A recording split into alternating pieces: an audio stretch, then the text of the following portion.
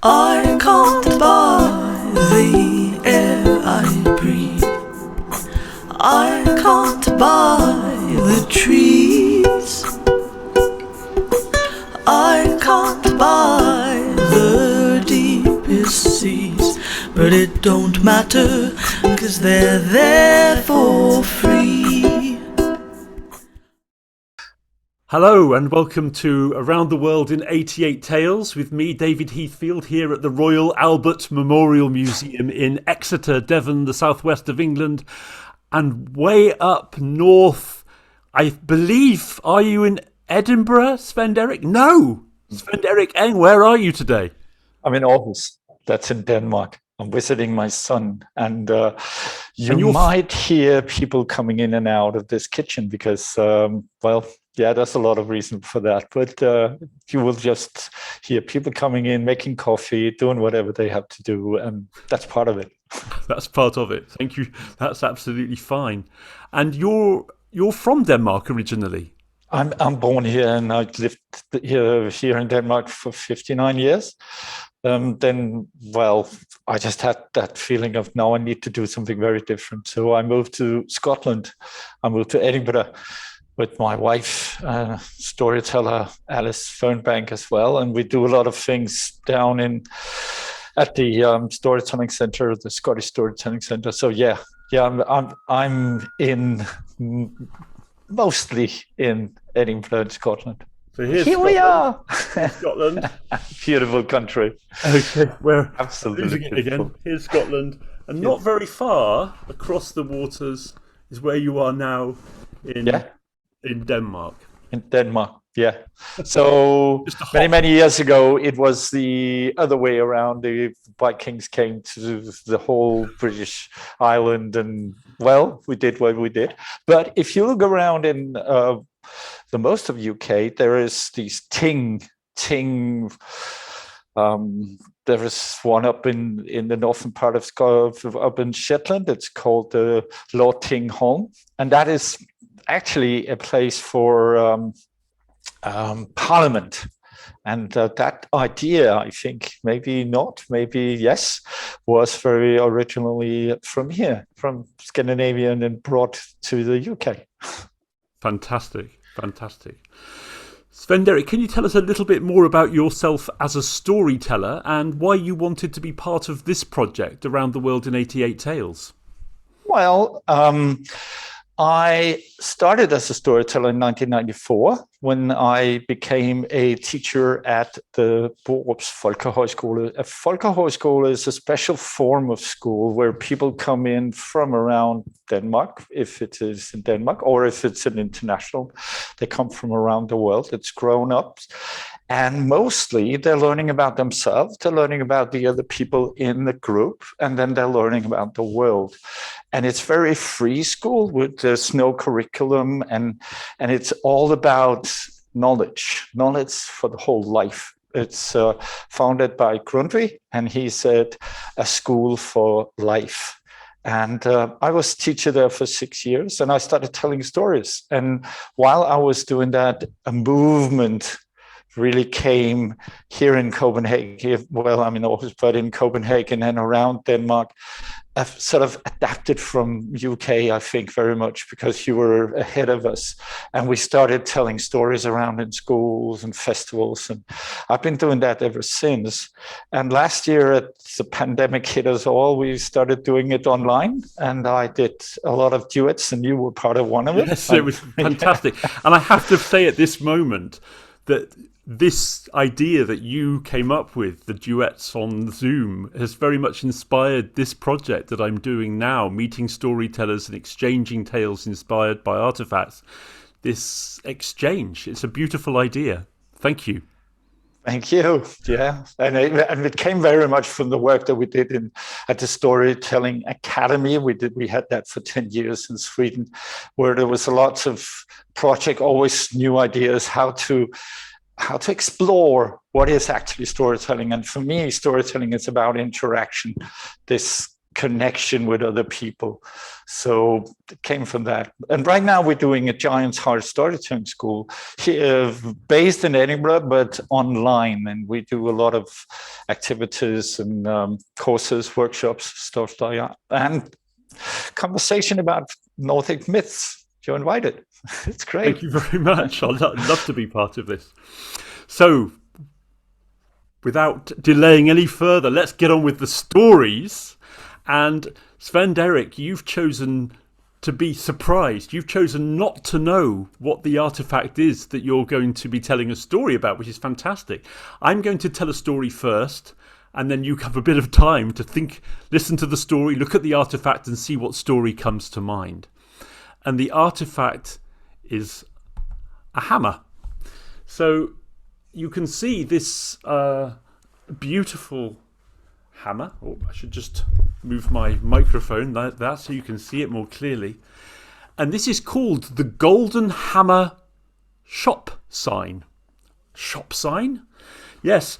Well, this is a hammer that hangs outside a shop here in the city of Exeter to indicate that it's an ironmonger's. And even today, this shop in North Street, Garton and King, you can see here, can you see, has a golden hammer outside. And this is the current hammer, but in the museum in Exeter, we have the hammer that was hanging there before for many, many years. And it's the oldest shop in Exeter which has been in continuous use as having the same function since 1661. Okay, so 360 years it's been an ironmonger's. It was founded by John Aiken, and right from the beginning we've documentary evidence that it was a shop where they were selling bolts and chains, pots and pans, nails, even bullets here in the centre of Exeter.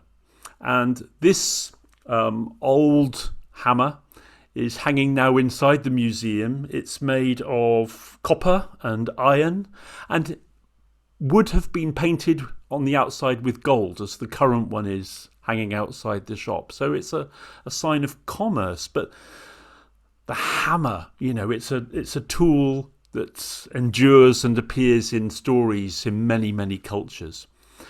So let me begin. I'll tell a story which I'm inspired to tell by this artifact, and then I'll hand over to you, Svend-Erik.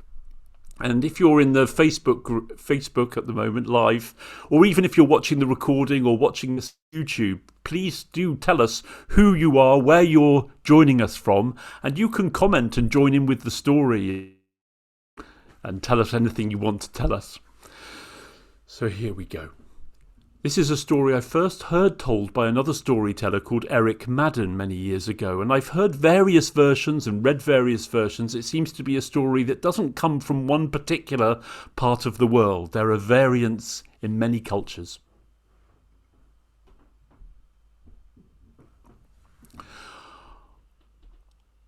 There were two shepherds, and these two shepherds were the best of friends. They had known each other all their lives. Their homes were close together on the hillside, and their sheep, their flocks of sheep, shared the same pasture. There was no need for any boundary. There was so much love and respect between them. But one day, one of those shepherds said, "Friend, you see that lamb following your flock? You realise that is one of my lambs. Could you give it back?" "One of yours? I don't think so. This lamb is following its mother. Look." "No, it's one of my lambs. I can tell by the markings. Return it to me now." And for the first time in their lives, there was a dispute between these two shepherds. Loud words were spoken. Anger rose. They faced each other. They almost came to blows. But at that moment they turned backs and each went to his own home. Their friendship was broken. From that moment they did not greet each other. They would not even look at each other. One day, one of the shepherds saw a stranger coming over the hill. He was carrying a heavy bag on his back. "Hey, fellow, you're a workman, right? I have a task for you. I will pay you well if you will build a fence between that house over there and my home. Build it strong, build it high, so a sheep cannot jump over it. In fact, build it so high that a man cannot see over it. If you do this for me, I'll pay you well." The stranger said no word, put down his bag, and took out his tools. It was already evening, and the shepherd went into his house and tried to sleep, but there was a hammering all night long. That workman was at his task. Early in the morning, when the sun rose, the shepherd looked, and there in the doorway stood that silent workman. He had his bag on his back. "Have you already finished?" The stranger turned and walked away. And when the shepherd came out into the morning sunlight, he saw that there, between his house and the other shepherd's house, there was the most beautifully crafted, strong wooden bridge. And stepping onto the bridge from the other end was his neighbour. The other shepherd called for him. "Friend, what a great notion of yours to build a bridge between our houses. Our friendship should not be ended over such a trivial matter. Come, come." And in the middle of the bridge, the two shepherds met, and they embraced, and the tears flowed, tears of joy at their reunion. And then that shepherd remembered and looked, and far in the distance, nearly disappearing from view over the hill, was that workman. And he called, Friend, come back. I didn't pay you for what you've done. This is fine work." The stranger for the first time spoke, and his gentle words carried down the hillside. He said, "I must go on. There are always more bridges to build."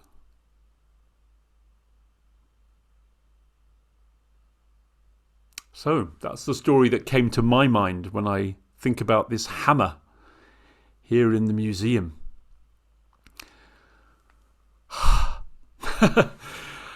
Svend-Erik, a hammer.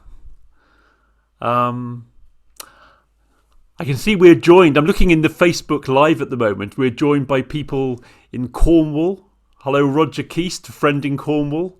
Sam Heathfield, my son's listening up in Nottingham. And, Palmini from the south of India is with us as well. Namaste, joining from South India. Wonderful that you're with us. And I know there's a little delay, but do feel free to comment on the stories that you hear from us. So Svend-Erik, over to you. Does the hammer make you think of a story?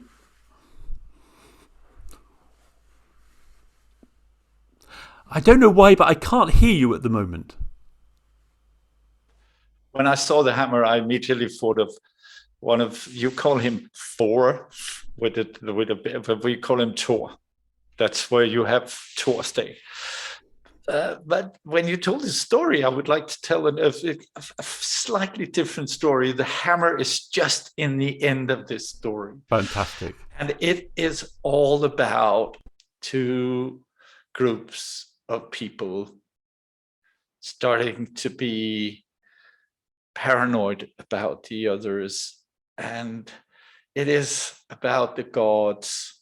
It's not really people, it's gods. And what we call the Yeta, the giants out there in the grey mountains with snow and wind coming straight to your face, and you can't live there. But the giants did actually live there.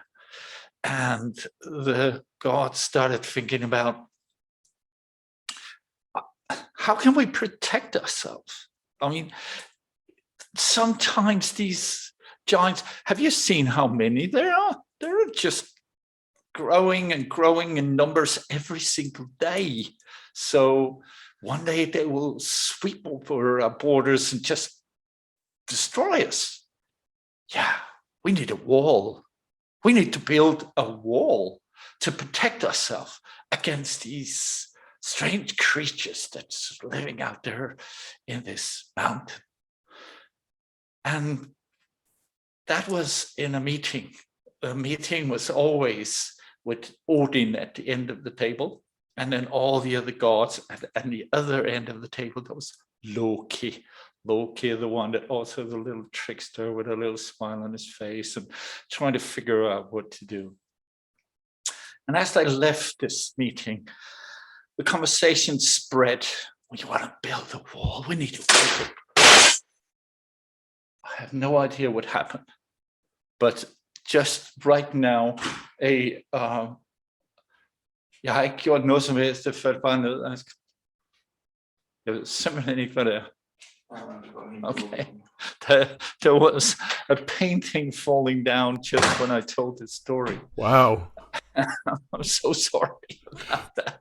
Just because I'm talking about the dispute about the gods. When we talk about the big things, the gods and Thor, maybe this is the thunder of the hammer coming, the hammer coming and just going like, always hit you right in the forehead, you know, and you just fall over. Or is it Loki? Yeah, I think it's Loki. Maybe it's a trickster there going.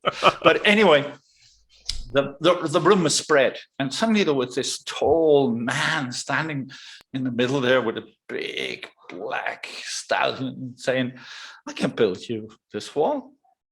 There's no problem. I can just do it with big rocks. I will take that mountain down and build your wall all around Asgard. And they were all talking about, who is he? He's quite tall. Is he a giant? No, he's a man. He said he was a man. How long are you going to, will it take you to build that wall? 3 winters? No, said Loki. If you can do it at 1, it's a great task for you. But what do you want in return? Not much, said the big man. The sun and the moon and Freya. And Freya was just like, you've seen her eyes. They were dark. They were with lightning straight into the face of all the gods. You're not going to give him me. Well, he can't do it, said Loki. On 1 winter, you can't build a wall all around Asgard. Have you seen? It's more or less the whole world. But then they accepted it, and he started building. And it wasn't him. No, it was Stallion Svend-Erik, who was so strong. And he worked day and he worked night. More or less a whole mountain on his back and just coming there with this big stallion building the wall. And he started in October. And as the winter came, they saw that this wall was coming closer and closer and closer and closer to the end. And in the beginning of March, it's the first sign of spring, Freya called in the new meeting and she said, he's going to do it. Why did you all say that? I am going with this. I don't like you anymore. And she just went the whole way and all looked at Loki because he was the one who said it was okay. What are you going to do about this, Loki? And he looked around. He had no idea what to do about it, but he left the meeting. And on the last spring, the winter day, just before spring, the stallion was out there, lots of rocks, and he was coming down towards the ending of the wall. And suddenly there was this brown mare coming from Valhalla, just going straight to this stallion going up. and a little with the tail. And this stallion he had done nothing the whole winter but working. And with the smell of this beautiful mare, he just galloped away. All the ties just busted, and he ran into the forest. And of course, this man wasn't a man, he was a giant. He was one of the enemies. And he stood up and said, I am going to destroy you all. But of course, who was there with his hammer? Thor hit him right in the forehead, and down he went. And then Freya came out and said, what happened? Well, they explained it to her, and there was a little smile on her face, a strange smile. It was like she knew who it was, because they couldn't find Loki. They couldn't find him for a very, very long time. And it was 12 months, I think it is, 11 months later, Loki came back from the forest with a little foal, a little horse with 8 legs, and he gave that 8-legged horse to Odin. And Odin didn't say a word. None of the gods said anything about this, because they knew that that wall was built by a giant, and that horse, the 8-legged horse, was the son of Loki. Wow. There is so much in that story. There's so much. And the gods. Loki turned himself into a mare. The tricks that he plays. Yeah, Loki's Loki always he's not fixed by gender. He can be anything. No. And when he makes children, sometimes it's just a disaster. I mean, the 3 children that he made, the wolf, Fenris, the snake, and the woman with half of her face so beautiful and half of her face looking so disgusting. Hela. Yeah. Hell, yeah. Yeah, the Norse myths are just incredible. Just dive into them, and it's a world that would never end. If people listening, if you haven't yet explored Nordic mythology, it is wonderful and huge and just a fabulous world to enter into. Svend-Erik, thank you so much for sharing this story. Thank you so much for the invitation. I really enjoyed it. Thank you so much, and thank you again for the inspiration for this project of the story exchanges, which definitely is one of the big influences. Was joining you in the duets last year, and that was So one of the gifts, along with all of the sorrows brought by this pandemic, is this connection with storytellers all around the world in 88 Tales. Yeah, thank you. Suddenly, the world is small. Yeah. Brilliant. Okay, thank you so much for the invitation. And I hope your painting in your house that crashed to the ground is going to be okay. Was this Loki or was this Thor's hammer? I think it was Loki. I was absolutely sure about it. Take care. Bye for now. Bye. The trees, I can't buy the deepest seas, but it don't matter, 'cause they're there for free.